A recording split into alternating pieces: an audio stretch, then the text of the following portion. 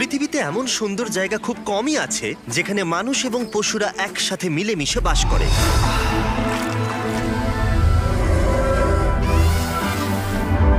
আফ্রিকার মধ্যবর্তী এক অঞ্চলে কেনিয়াতে বসবাস করে মাসাই মারা উপজাতি।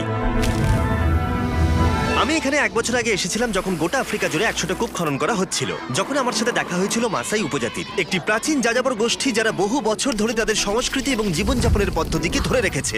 কিন্তু আমরা সারা বিশ্বের অন্যান্য জায়গায় যেমনটা দেখি, লোভ এবং মানুষের অজ্ঞতা প্রাকৃতিক পরিবেশের জন্য সবথেকে বড় হুমকি হয়ে দাঁড়িয়েছে। প্রাণীরা তাদের নিজের জায়গা খুঁজে নেয় মানুষের থেকে বাঁচার জন্য। পৃথিবীর প্রতিটা প্রান্তে প্লাস্টিক ছড়িয়ে গেছে, এটা সকলের জন্য একটা হুমকি। বিশ্বজুড়ে প্রায় এখন 1 মিলিয়ন প্রাণী বিলুপ্তির পথে। কিন্তু আশার আলো এখনো আছে। এটা মাসাই মারা ওয়াইল্ড লাইফ কনজারভেন্সি অ্যাসোসিয়েশন, স্থানীয় মাসাই লোকদের একটা দল যারা সংমিশ্রণ করার চেষ্টা করছে অবশিষ্ট ঐতিহ্যগত পদ্ধতি এবং আধুনিক প্রযুক্তি, যেমন ডেটা সায়েন্স এবং অ্যানালাইসিস। চোরা শিকার মুক্ত করা এবং অবশিষ্ট প্রাকৃতিক সম্পদ রক্ষা করাই এর লক্ষ্য। কিন্তু এখনো এমন অনেক বাধা আছে যেগুলো নিয়ে কেউ কোনো কথা বলে না। তাই ড্যান এবং ড্যারেন মাসাই মারাতে ফিরে গেল এই সম্প্রদায়কে কিভাবে সাহায্য করা যায় সেটা দেখতে। এবং তাদের ক্যাম্প থেকে কিছুটা দূরে ড্যান এবং ড্যারেন অসাধারণ কিছু একটা দেখতে পেল। অসাধারণ। এ হলো এলিজাবেথ, অন্যতম বিপন্ন সাদা গন্ডার যাদের রেঞ্জাররা রক্ষা করছে। কি দারুণ একটা দৃশ্য! এটা সত্যিই অবিশ্বাস্য। যেমন এটাকে তুমি পুরো অনুভব করতে পারবে। 27 বছর ধরে তুমি এদের সঙ্গে আছো। হ্যাঁ হ্যাঁ হ্যাঁ, এরা নিশ্চয়ই তোমার কাছে ছেলের মতো। হ্যাঁ।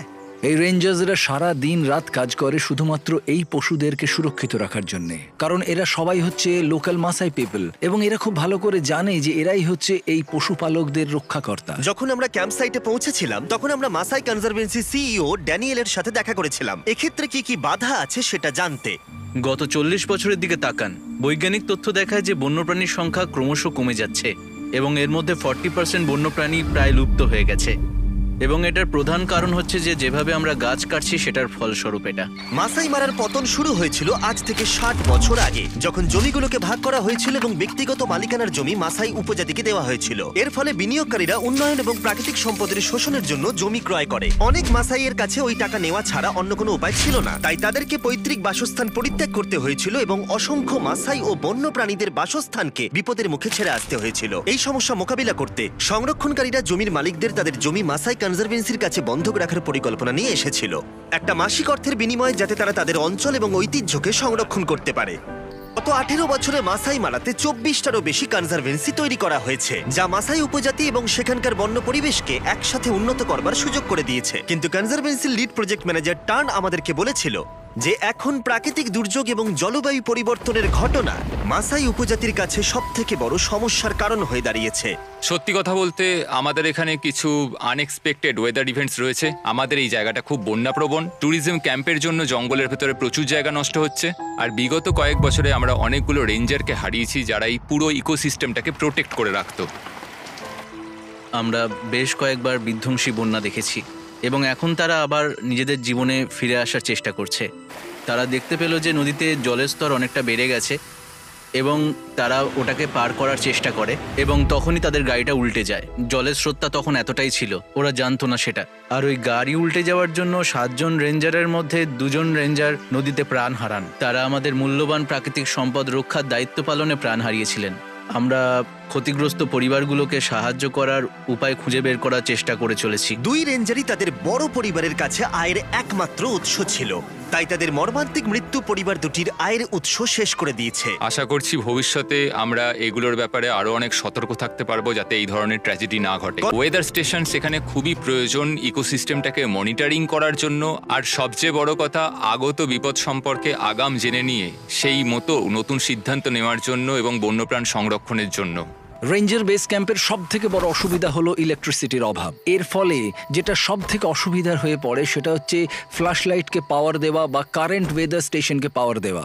ইকোসিস্টেম মনিটরিং আর ইকোসিস্টেম ম্যানেজমেন্টের জন্য এই ধরনের প্রযুক্তিগুলো আমাদের মধ্যে থাকা খুব দরকার, যাতে রেঞ্জাররা তাদের প্রয়োজন মতো কাজ করতে পারে এবং এই বন্যপ্রাণ সংরক্ষণের জন্য আরো ভালো উন্নত পদক্ষেপ আমরা নিতে পারি, যাতে এখানকার প্রাণীগুলো সুরক্ষিত থাকে। আমাদের মনে হচ্ছে যে আমরা এই পরিস্থিতির একেবারে শেষ পর্যায়ে এসে দাঁড়িয়ে আছি। এই মুহূর্তে কিছু করা না গেলে সবকিছু একেবারে শেষ হয়ে যাবে। তাই আমরা আমাদের সবটুকু চেষ্টা করতে চাই যাতে মাসাই মারা সংরক্ষণে একটা দীর্ঘস্থায়ী প্রভাব পড়ে। তাই ড্যারেন মিশেলের সাথে দেখা করলো, আমাদের লং টার্ম পার্টনার গিভ পাওয়ারের প্রেসিডেন্ট।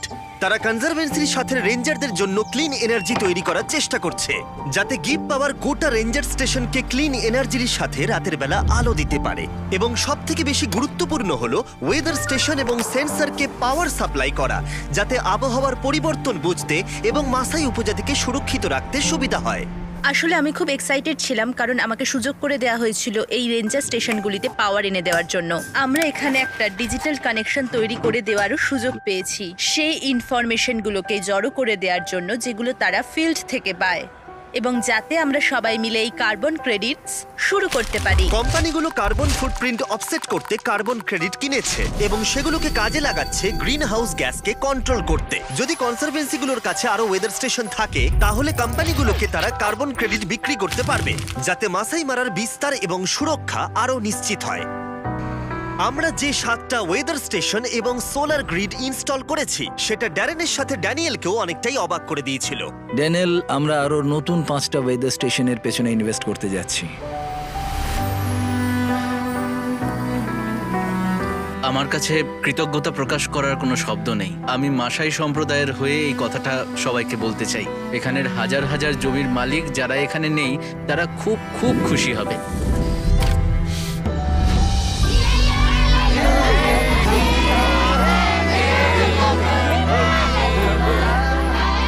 এই প্রকল্পে হওয়া সমস্ত কাজকে ধন্যবাদ জানাই, যাতে বন্য পরিবেশ রক্ষার লড়াইয়ে রেঞ্জার্সদের আরো অনেকটা সুবিধা হয়। কনজারভেন্সিগুলো কার্বন প্রজেক্ট থেকে নিজস্ব উপার্জন করতে পারবে, যাতে তারা আরো বেশি জমি লিজ নিতে পারে, যাতে বন্য পরিবেশের উন্নতির জন্য অনেক বড় মুক্তাঞ্চল পাওয়া যায় এবং বহু শতাব্দী ধরে বসবাসকারী মাসাই উপজাতির জীবন সুরক্ষিত করা যায়। আমরা এটাও নিশ্চিত করছি যে নতুন প্রজন্মের জন্য আমরা যেটা শুরু করছি সেটা যেন চালিয়ে যেতে পারি, কারণ এটা আসলে তাদের জীবন জীবিকার পরিবর্তনও ঘটাচ্ছে। এটি আসলে হাজার হাজার পরিবারের মুখে হাসি ফোটাচ্ছে। এটা আমাদের কাছে আশীর্বাদের মতন। মাসাই উপজাতির জন্য আমাদের ডোনেশন এবং ড্যানিয়েলের আন্তরিক চেষ্টা বাস্তবায়িত হওয়া সত্ত্বেও মাসাই মারার জন্য এখনো 5টা ওয়েদার এবং পাওয়ার স্টেশন প্রয়োজন, যার জন্য দরকার প্রায় $1 লাখ। সেই জন্যই আপনাদের সাহায্যের প্রয়োজন। তাই প্লিজ নিচের ডোনেট বাটনে ক্লিক করুন। আপনার প্রতিটা ডলার এখানে মূল্যবান। রেঞ্জাররা এই জমিকে রক্ষা এবং সংরক্ষণ করতে অনেক ত্যাগ স্বীকার করেছে, তাই আমাদের এই সাহায্য করার চেষ্টা খুবই গুরুত্বপূর্ণ ছিল, যাতে অর্গানাইজেশনগুলোকে সাপোর্ট করা যায় মাসাই মারার জীবনযাত্রায় পরিবর্তন আনতে।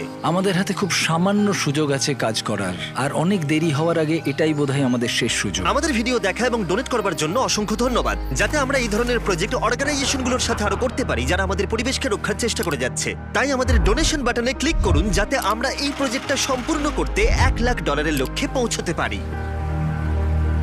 Thank you so much for watching.